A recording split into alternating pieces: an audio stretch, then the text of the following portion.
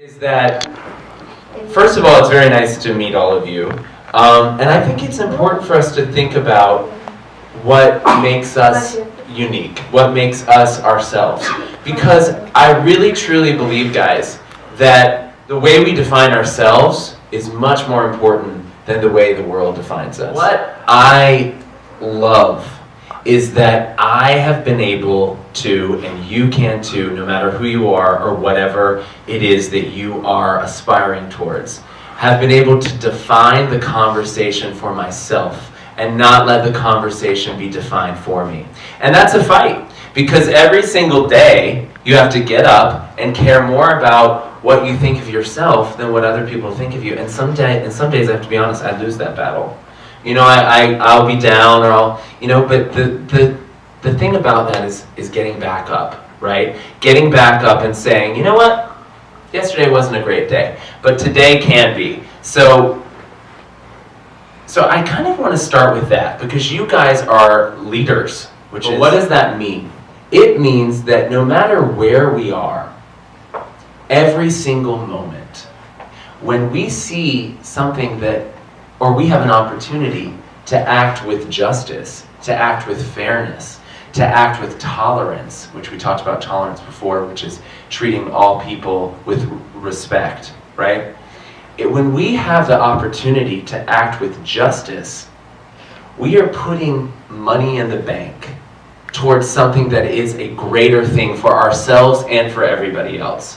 However, when there's injustice, when people are being treated unfairly, and without to live my life in a way that justice and respect comes out of me. And again, I don't win every day. I mean, there are days where I fall down, right? Because we're not perfect, and that's okay too. So what I want to do right now, though, is pivot to bullying. And how does that relate to justice, right? The first thing that I think gets overlooked when it comes to the notion of bullying is, we've been talking about respect, right? Respect for oneself.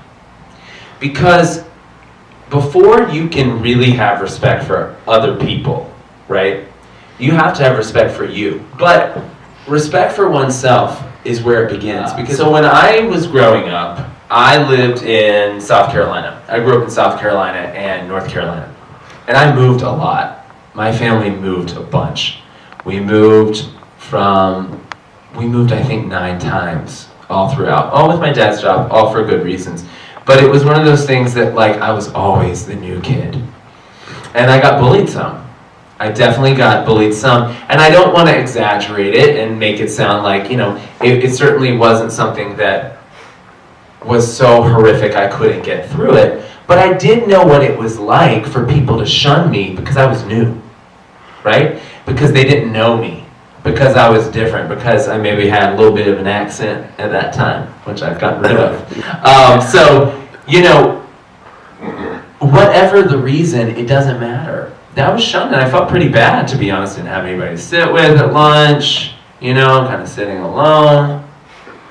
And then things would change, and I learned how to be more a part of the group and that sort of thing. So, as leaders, I'm going to challenge each and every one of you to think of, when you go back to school after spring break, is there somebody who is, it's as simple as someone at lunch who doesn't have someone to sit with? You know, and you grab a friend, and your friend may say, I don't want to do that. I mean, whatever doing this. Sometimes it takes a leader, right, to say, no, this is more important than whatever conversation we were going to have about the Clippers today, right?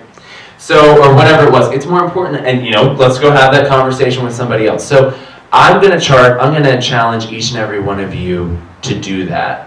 The other thing I want to let you know about is, we were talking about the cyberbullying, right? And we're talking about bullying in schools.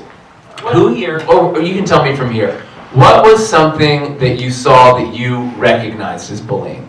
I could say bad words. Bad words, okay. Right, bad words to each other. Anybody else? Yeah. Physical. So tell me about that. What is that? What kind of physical bullying have you seen? Like, you know, just people pushing each other? What was it? Like groups of people just picking on one kid. especially on third round. And why do you think they were picking on that kid? Because he was different. He's different. Okay. So going back to it, thank you for sharing that. Anyone else have any other cases of bullying they've seen? Yes. I thought if they're telling them bad things about them. Bad things about themselves? Yeah. How did that make you feel when you saw that? I really don't remember. You don't remember? Yeah. Okay. Okay, how about you, buddy? Not in our school, but one of my friends on my team, he got mad at another kid on my team, and then he brought a knife to school and tried to stab him, and he got caught. Whoa. It's really serious. Yeah. Wow. Wow. Did someone over here have, thank you for sharing that. Did someone over here have something? Anybody? Well, what I want to say is that if all these things are going on in your school, think about it, your school. I don't, do you guys go to do some of you go to the same school? Yeah. You do? 1, 2, 3. It's like 1, 2, 3, 4, 5. Except for him. All of us Except except for Okay. He goes to Raymond Cree, we go to syllabus. Okay, great. So what I'm saying is that you told your story, right? And then we hear these other stories. Think about that multiplied all over the country. Man, that adds up. That adds up, right? That adds up.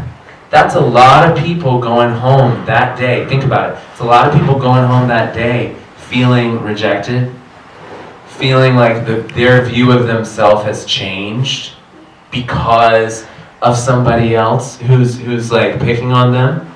When I was in school, I remember, I went to a very big high school. It was like thousands of people. And I remember that a guy got someone spit in his locker on his gym clothes. And I remember that I went up to the guy who did it. And I said, you shouldn't do that. And you know what happened? The next day, someone spit on mine. I think that if we can sort of create a world with just a little bit more kindness, and I really cannot stress enough, the difference of that is just smiling at somebody when you see them. Or if somebody drops their books, it's literally like picking up their books and saying, like, here you go. It is not some grandiose, huge thing that you have to do. You don't have to get up and make a speech. It is the day-to-day interactions that we have. It's when you hear a joke that's racist, homophobic, anti-women. It's when I cannot stress it enough. When somebody makes a joke like that in my house, Maya Angelou is this woman who was a poet. She had a thing that if you made a joke in her house, and she was like, you guys know who Oprah is, right? She was a very good friend of Oprah. And Maya Angelou was a very famous national treasure for the United States, and she's a poet. And she had a thing, and she fought in the civil rights movement. She had a thing that if you made a joke that was against women, that was racist, that was homophobic in her house, guess who was leaving? It was you. You were out. And I'm not saying that we don't need to get angry or don't need to show disrespect to even people making the joke. But what we can do is say, not around me. Not around me. You as leaders, I'm building you up because the truth is that you're much more able to do this than I can. That we stand up for people, that we treat people with kindness, that love trumps hate, all